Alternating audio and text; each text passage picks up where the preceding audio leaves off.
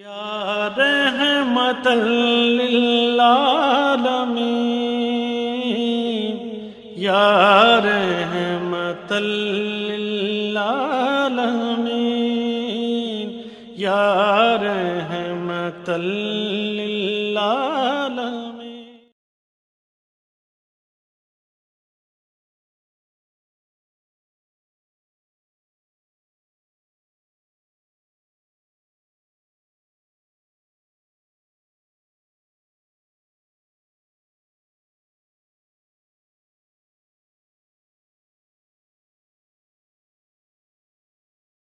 اللهم صل على محمد وعلى آل محمد كما صليت على إبراهيم وعلى آل إبراهيم إنك حميد مجيد.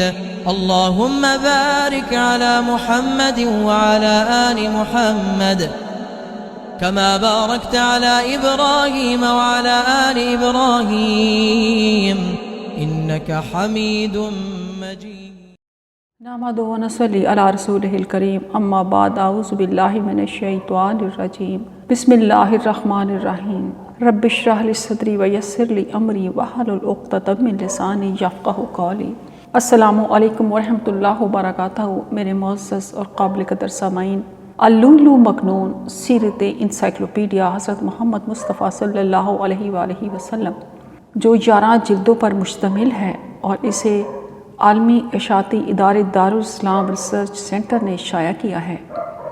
سیرت النبی ہادی دو عالم صلی اللہ علیہ وآلہ وسلم کی سیرت سے ماخوذ عصر حاضر کے تقاضوں سے ہم آہاں کو دروس و عبر اور فوائد و ثمرات لیے سیرت النبی صلی اللہ علیہ وآلہ وسلم کو محترم دکتور علی محمد سلابی صاحب نے تحریر فرمایا ہے، جو کہ 3 جلدوں پر مشتمل ہے. اللؤلؤ مکنون اور سیرت النبی صلی اللہ علیہ وآلہ وسلم دونوں کو شائع کرنے کا جو صحرا ہے وہ عالمی اشاعتی ادارے دارالاسلام کے پاس ہے. سیرت انسائکلوپیڈیا حضرت محمد مصطفیٰ صلی اللہ علیہ وآلہ وسلم اردو زبان میں ہے اور اس میں کوشش کی گئی ہے کہ نبی کریم صلی اللہ علیہ وآلہ وسلم کی ہر پہلو زندگی کو احاطہ کیا جائے تاکہ ہمارے سامنے اسوہ حسنہ کا بہترین نمونہ سامنے آ کر ہمارے کردار و افکار کو نکھار سکے. لیکن یہ ممکن نہیں ہے کیونکہ صدیاں بیت گئیں، قلم ٹوٹ گئے. صدیاں بیت گئیں، قلم ٹوٹ گئے. تیری صفات کا ایک باب بھی مکمل نہ ہو سکا. لیکن یہ میری کوشش ہے اور اس ناچیز نے اس بات کو آپ کے سامنے لانے کی صحیح کی ہے کہ نبی کریم صلی اللہ علیہ وآلہ وسلم کی زندگی کے قریب ترین واقعات کو اور ان کی زندگی میں گزرے ہوئے واقعات کو آپ کے سامنے لایا جائے. معزز سامعین، انسان اس زمین کی مخلوق نہیں ہے، یہ آسمان سے اور جنت سے اتری ہوئی مخلوق ہے جسے اللہ تعالیٰ نے اپنے بے پناہ کرم، فضل اور پیار سے معاف کرتے ہوئے جو حضرت آدم علیہ السلام سے غلطی ہوئی شیطان کے بہکاوے میں آ کر اس بے وفائی کو وفا میں بدلنے کے لیے اللہ تعالیٰ نے ایک مہلت ہر انسان کو دی کہ وہ اپنی اس بے وفائی کو وفا میں ثابت کر کے اپنے اصل مقام جنت، اپنے گھر میں لوٹنے کے قابل ہو سکے. ابلیس نے اللہ تعالیٰ کو کہا تھا کہ میں تیرے بندوں کو جسے تو نے مجھ پر فوقیت دی ہے اور اشرف مخلوقات بنایا ہے اور تعظیمی سجدہ کروایا ہے، میں اس کو ثابت کروں گا کہ تیرے سارے بندے سوائے چند ایک کے میں سب کو گمراہ کر کے تجھے دکھاؤں گا کہ یہ اس قابل نہیں تھے کہ ان کو تعظیمی سجدہ کیا جاتا. میں اس سے بہتر ہوں. شیطان ابلیس چونکہ جن تھا، وہ فرشتہ نہیں تھا، لیکن وہ ایک عبادت گزار جن تھا. اللہ تعالیٰ نے فرمایا تجھے مہلت دی جاتی ہے قیامت تک، لیکن میرے بندوں پر تیرا کوئی زور نہیں ہوگا. اس نے کہا وہ تو تھوڑے سے ہی ہوں گے. اللہ نے فرمایا میرا یہی راستہ ہے، یہی سیدھی راہ ہے جس پر چل کر میرے بندے مجھ تک پہنچیں گے. پھر اللہ تعالیٰ نے عالم ارواح میں نبیوں اور رسولوں سے عہد لیا، نبی کریم صلی اللہ علیہ وآلہ وسلم کی آمد پر، اپنی توحید پر، اور سب سے اس بات پہ عہد لیا کہ اگر آپ کے دور میں وہ آتے ہیں تو اس پر آپ کو ایمان لانا ہوگا، اور اگر آپ کے بعد وہ آپ کی امت میں آتے ہیں تو امت کو تاکید کیجیے کہ وہ ان پر ایمان لائے، کیونکہ وہ خاتم النبیین ہیں، رحمت للعالمین ہیں، ان کے بعد کوئی نبی قیامت تک نہیں آئے گا، تو وہ سب کے لیے مبشر راہ ہیں۔ اسی مقصد کو سامنے رکھ کر میں نے قرآن پاک اور سیرت نبی کو آپ کے سامنے پیش کیا ہے۔ قرآن پاک کو میں نے 3 زبانوں میں ترجمہ کیا ہے، اور ریورٹ لائٹ کے نام سے میرے چینل پر پنجابی، اردو، انگلش اور چائنیز زبان میں ہے، اور اسی طرح ایک چینل میثاق آدم کے نام سے، جس میں حضرت آدم علیہ السلام کے ساتھ جو اللہ تعالیٰ نے عہد لیا اس کو پیش نظر رکھتے ہوئے میں نے قرآن پاک کا ہر انسان کے لیے کوشش کی ہے کہ اللہ تعالیٰ نے جتنی زبانیں میرے منہ میں رکھی ہیں میں ان زبانوں میں قرآن پاک کا ترجمہ انسانوں کے لیے پیش کر سکوں۔ امید ہے کہ آپ میری اس کوشش سے ضرور فائدہ اٹھائیں گے اور ایسے راستے تلاش کرنے میں کامیاب ہو جائیں گے جو سیدھا اللہ کی راہ کی طرف جاتے ہیں، روشن اور سچی راہ، ایک راہ، خدائے واحد کی راہ۔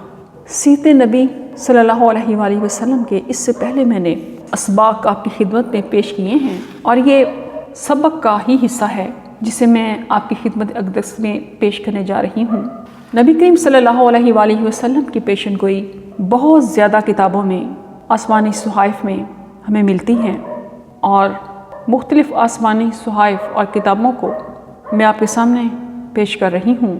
اس سے پہلے بائبل، زبور، توریت اور کچھ آسمانی صحائف سے میں نے ثابت کیا ہے کہ نبی کریم صلی اللہ علیہ وآلہ وسلم کا نام اور ان کی پیش گوئی ہر آسمانی صحیفے میں شامل تھی، اور ہر آنے والے نبی نے اپنی امت کو اس کا پیغام دیا۔ اس وقت میں جس نبی کی پیش گوئی آپ کے سامنے پیش کرنے جا رہی ہوں یہ نبی یسایہ کی ہے، اور اس سے پہلے میں 4 پیش گوئیاں ان کی پیش کر چکی ہوں پچھلے اسباق میں، اور اس سبق میں یسایہ نبی کی 5ویں پیش گوئی آپ کے سامنے رکھنے کی سعادت حاصل کرتی ہوں۔ بسم اللہ الرحمن الرحیم۔ الحمدللہ نحمدہ ونستعینہ ونستغفرہ ونعوذ باللہ من شرور انفسنا ومن سیئات اعمالنا، من یہدہ اللہ فلا مضل لہ ومن یضلل فلا ہادی لہ، واشہد ان لا الہ الا اللہ وحدہ لا شریک لہ، واشہد ان محمدا عبدہ ورسولہ۔ یسایہ نبی کی 5ویں پیش گوئی۔ خداوند نے یسایہ نبی کی معرفت فرمایا، جو لوگ تاریکی میں چلتے تھے انہوں نے بڑی روشنی دیکھی، جو موت کے سایہ کے ملک میں رہتے تھے ان پر نور چمکا۔ تو نے قوم کو بڑھایا، تو نے ان کی شادمانی کو زیادہ کیا۔ وہ تیرے حضور ایسے خوش ہیں جیسے فصل کاٹتے وقت اور غنیمت کی تقسیم کے وقت لوگ خوش ہوتے ہیں، کیونکہ تو نے ان کے بوجھ کے جوئے اور ان کے کندھے کے لٹھ اور ان پر ظلم کرنے والے کے عصا کو ایسا توڑا ہے جیسا مدیان کے دن میں کیا تھا، کیونکہ جنگ میں مسلح مردوں کے تمام سلاح اور خون آلودہ کپڑے جلانے کے لیے آگ کا ایندھن ہوں گے۔ اس لیے ہمارے لیے ایک لڑکا تولد ہوا اور ہم کو ایک بیٹا بخشا گیا، اور سلطنت اس کے کندھے پر ہوگی، اور اس کا نام عجیب، مشیر، خدائے قادر، ابدیت کا باپ، سلامتی کا شہزادہ ہوگا۔ اس کی سلطنت کے اقبال اور سلامتی کی کچھ انتہا نہ ہوگی۔ وہ داؤد کے تخت پر اس کی مملکت پر آج سے ابد تک حکمران رہے گا، اور عدالت اور صداقت سے اسے قیام بخشے گا۔ بائبل کے شارحین کہتے ہیں کہ یہ پیش گوئی حضرت عیسیٰ علیہ السلام کے لیے کی گئی، لیکن اگر اس کا آپ جائزہ لیں تو اس کی کسی بھی لحاظ سے عیسیٰ علیہ السلام سے کوئی مناسبت ثابت نہیں ہوتی۔ آیت نمبر 1، جو لوگ تاریکی میں چلتے تھے انہوں نے بڑی روشنی دیکھی۔ قرآن مجید میں بھی اسی طرح کے الفاظ آئے ہیں۔ بسم اللہ الرحمن الرحیم۔ قد جاءکم من اللہ نور و کتاب مبین یہدی بہ اللہ من اتبع رضوانہ سبل السلام ویخرجہم من الظلمات الی النور بإذنہ ویہدیہم الی صراط مستقیم۔ بے شک تمہارے پاس اللہ کی طرف سے روشنی اور واضح کتاب آئی ہے، جس کے ساتھ اللہ ان لوگوں کو جو اس کی رضا کے پیچھے چلے سلامتی کے راستوں کی ہدایت دیتا ہے، اور انہیں اپنے حکم سے اندھیروں سے روشنی کی طرف نکالتا ہے، اور انہیں سیدھے راستے کی طرف ہدایت دیتا ہے۔ نمبر 2، جو موت کے سایہ کے ملک میں رہتے تھے ان پر نور چمکا۔ عرب میں خاندانی دشمنیوں، قبائلی عصبیتوں اور جہلانہ مشاغل کی وجہ سے لوگوں پر موت کا سایہ مسلط رہتا تھا اور ہر طرف رقص ابلیس جاری تھا، لیکن بعثت نبوی کی روشنی کے بعد بھائی چارے کی ایسی فضا بن گئی جس کی دنیا میں مثال نہیں ملتی۔ فرمان باری ہے، بسم اللہ الرحمن الرحیم، وَاذْكُرُوا نِعْمَتَ اللَّهِ عَلَيْكُمْ إِذْ كُنْتُمْ أَعْدَاءً فَأَلَّفَ بَيْنَ قُلُوبِكُمْ فَأَصْبَحْتُمْ بِنِعْمَتِهِ إِخْوَانًا، اور اپنے اوپر اللہ کی نعمت احسان یاد کرو جب تم آپس میں دشمن تھے، پھر اس نے تمہارے دلوں میں الفت اور محبت ڈال دی تو تم اس کی نعمت سے بھائی بھائی بن گئے۔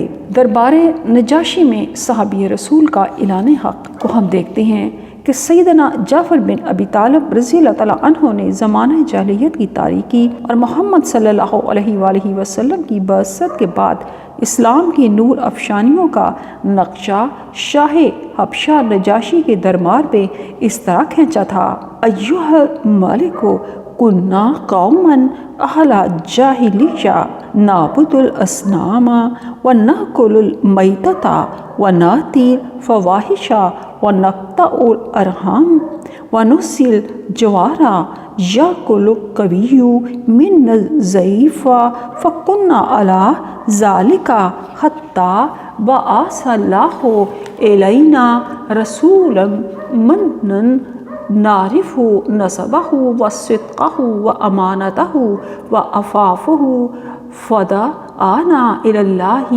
لنوحدہ ونعبدہ ونخلع ما كنا نعبد نحن وآباؤنا من دونہ من الحجارۃ والاوثان وأمرنا بصدق الحدیث وأداء الأمانة وصلة الرحم وحسن الجوار والكف عن المحارم والدماء ونهانا عن الفواحش وقول الزور وأكل مال اليتيم وقذف المحصنات وأمرنا أن نعبد الله وحده لا نشرك به شيئا وأمرنا بالصلاة والزكاة والصيام قالت فعدت عليه أمور الإسلام فصدقناه وآمنا به وأتبعناه على ما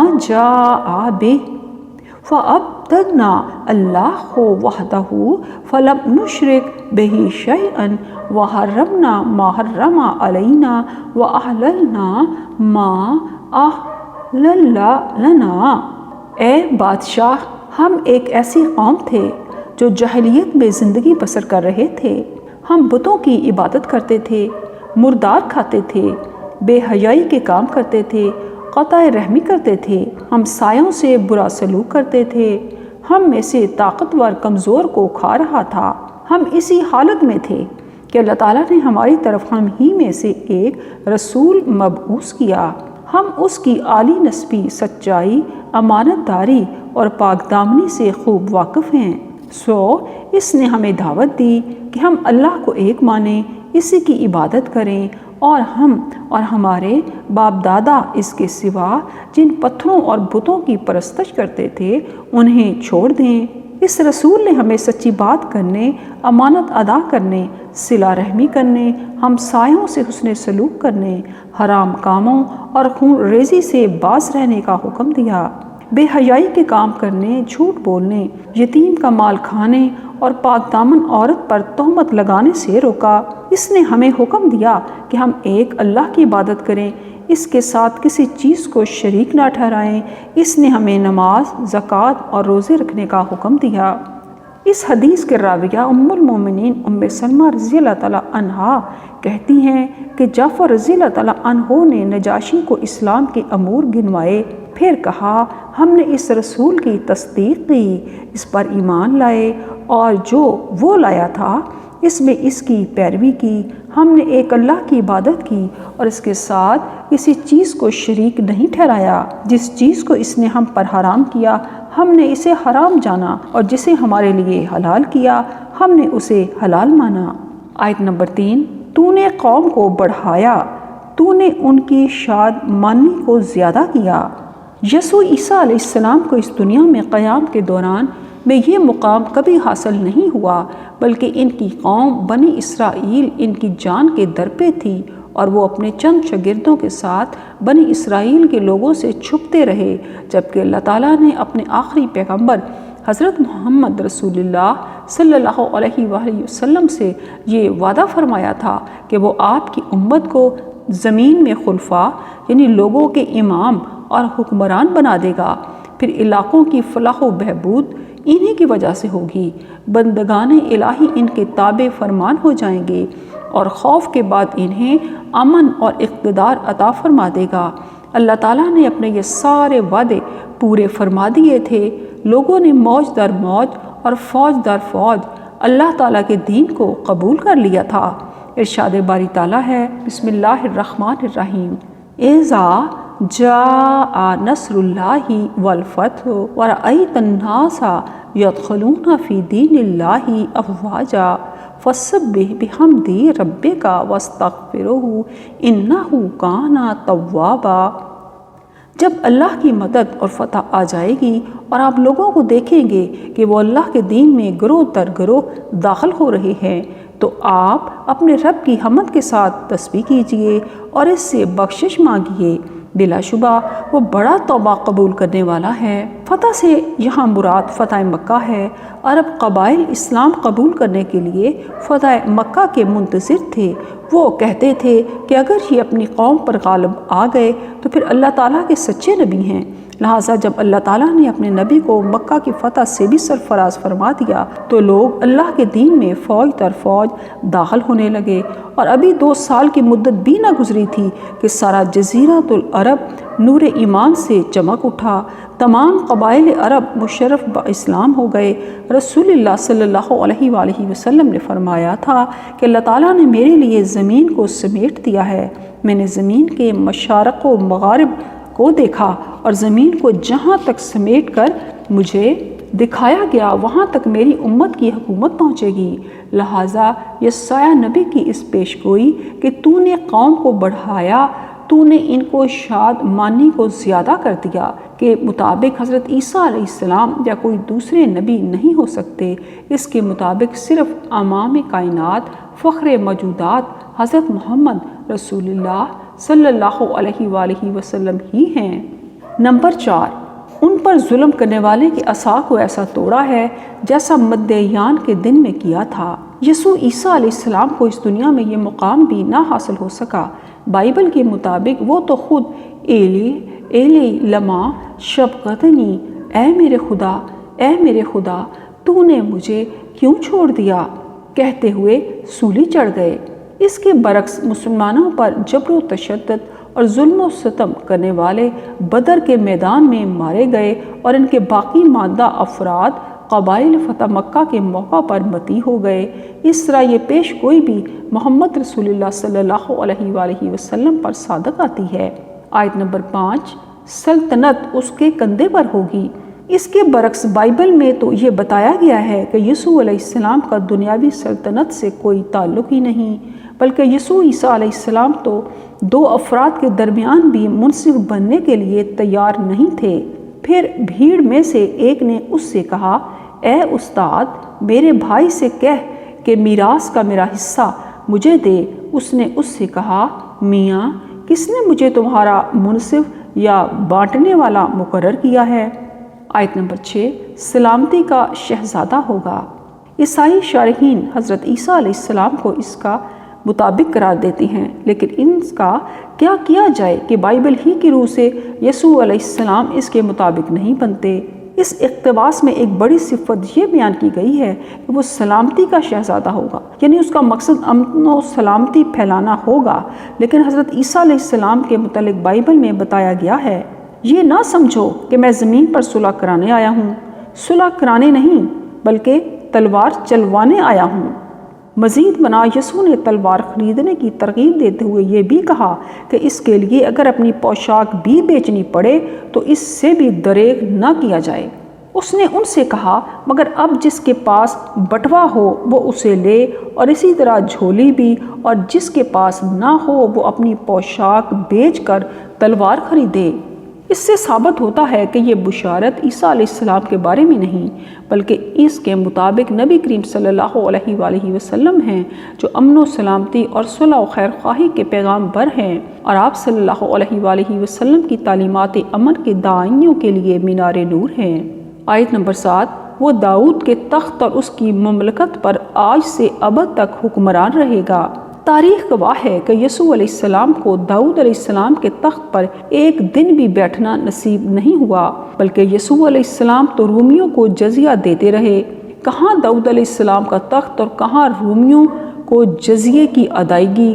بائبل کی روح سے یسوع علیہ السلام داؤد علیہ السلام کے وارث ہو ہی نہیں سکتے، کیونکہ یہو یقیم کی اولاد کے لیے داؤد علیہ السلام کا تخت ہمیشہ کے لیے حرام ہے۔ اس لیے شاہ یہودا یہو یقیم کی بابت خداوند یوں فرماتا ہے کہ اس کی نسل میں سے کوئی نہ رہے گا جو داؤد کے تخت پر بیٹھے۔ انجیل متی میں یسوع مسیح ابن داؤد ابن ابراہم علیہ السلام کے نسب نامے کی جو تفصیل دی گئی ہے، اس میں آخری شاہ یہودیہ صدقیاہ سے لے کر داؤد علیہ السلام تک نسب یوں ہے: صدقیاہ بن یکونیاہ بن یوسیاہ بن امون بن منصی بن حزقیاہ بن آخزر بن یوتام بن عزریہ بن یورام بن یہوشافط بن آسا بن ابیاہ بن رجعام بن سلیمان بن داؤد علیہ السلام۔ لیکن عہد نامہ عتیق میں نسب صدقیاہ بن یکونیاہ بن یہو یقیم بن یوسیہ دیا گیا ہے، اور یوسیہ کے بیٹے یہ تھے: پلوٹھا یوحنان، دوسرا یہون یقیم، تیسرا صدقیاہ، چوتھا سلوم، اور بنی یہو یقیم، اس کا بیٹا یکونیاہ، اس کا بیٹا صدقیاہ۔ اگرچہ انجیل متی میں یسوع علیہ السلام کے نسب نامہ میں یہو یقیم کا نام حذف کر کے دادا کے بعد پوتے کا ذکر کیا گیا ہے، اور امون سے یوسیہ پیدا ہوا، اور گرفتار ہو کر بابل جانے کے زمانہ میں یوسیہ سے یکونیاہ اور اس کے بھائی پیدا ہوئے۔ مسیح علیہ السلام داؤد علیہ السلام کے خلف ہیں۔ شارحین بائبل کا کہنا ہے کہ یہاں یہو یقیم کا نام اسی طرح حذف کیا گیا ہے جس طرح بالعموم پوتے کو باپ کا ذکر کیے بغیر براہ راست دادا سے منسوب کر دیا جاتا ہے۔ تاہم NIV اسٹڈی بائبل کے شرح نے یہ وضاحت بھی بیان کی ہے کہ یسوع مسیح علیہ السلام کے شجرہ نسب میں متی نے یہ نہیں کہا کہ یوسف نجار یسوع کا باپ تھا، بلکہ اسے صرف مریم کا شوہر بتایا ہے۔ گویا یسوع علیہ السلام یوسف نجار کا صلبی بیٹا نہیں ہے بلکہ قانونی بیٹا ہے، لہٰذا وہ داؤد علیہ السلام کا ایک حلف ہے۔ یوسف نجار کی نسبت لوقا میں ہے کہ جب فرشتے نے مریم کو یسوع مسیح کی پیدائش کی خوشخبری سنائی تو مقدسہ مریم غلیل میں ناصرت کے مقام پر رہائش پذیر تھیں۔ ان کی منگنی ایک نجار یعنی ترکھان یوسف سے ہو چکی تھی۔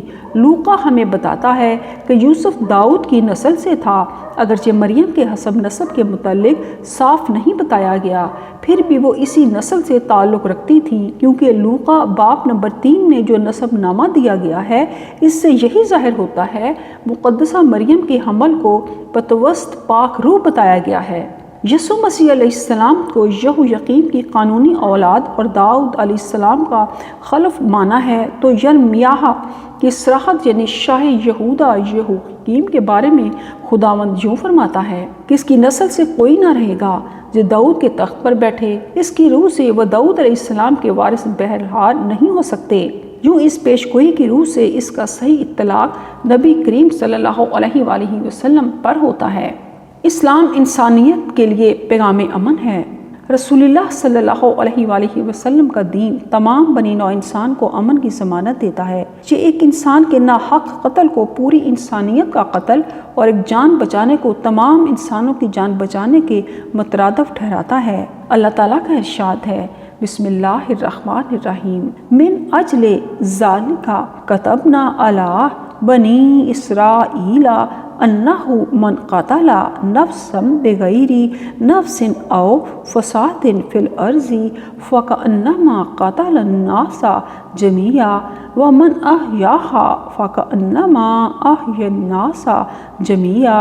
اسی وجہ سے ہم نے بنی اسرائیل کے لیے یہ لکھ دیا کہ جو شخص کسی کو قتل کر دے سوائے اس کے کہ وہ کسی کا قاتل ہو یا زمین میں فساد کرنے والا ہو تو گویا اس نے تمام لوگوں کو قتل کر دیا، اور جو شخص کسی ایک جان کو ناحق قتل ہونے سے بچائے تو گویا اس نے تمام لوگوں کی جان بچائی۔ اللہ تعالیٰ کا بنی اسرائیل کے لیے یہ ضابطہ تھا کہ کسی انسان کا ناحق قتل ساری انسانیت کا قتل ہے۔ اسلام کا بھی یہی ضابطہ ہے، چنانچہ رسول اللہ صلی اللہ علیہ وآلہ وسلم نے فرمایا المسلم من سلم المسلمون من لسانہ و یدہ، مسلمان وہ ہے جس کی زبان اور ہاتھ سے دوسرے مسلمان محفوظ ہوں۔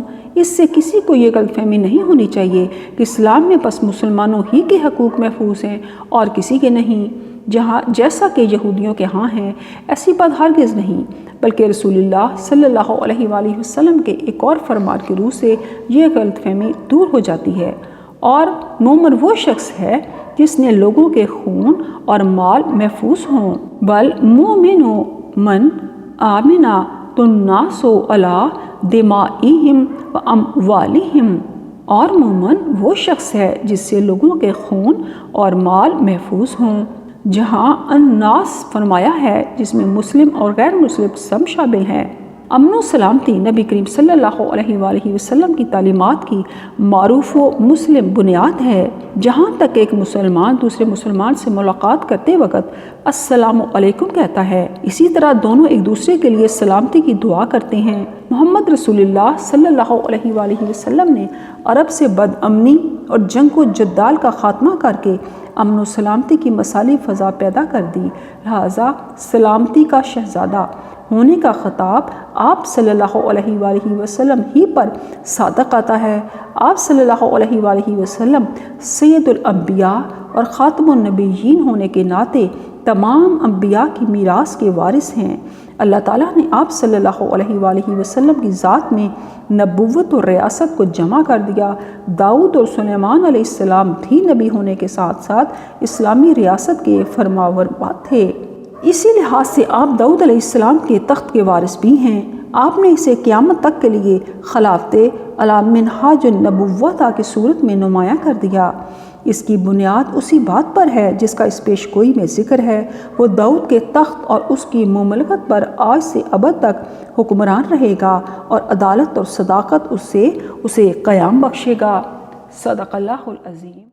اللهم صل على محمد وعلى آل محمد كما صليت على إبراهيم وعلى آل إبراهيم إنك حميد مجيد اللهم بارك على محمد وعلى آل محمد كما باركت على إبراهيم وعلى آل إبراهيم إنك حميد مجيد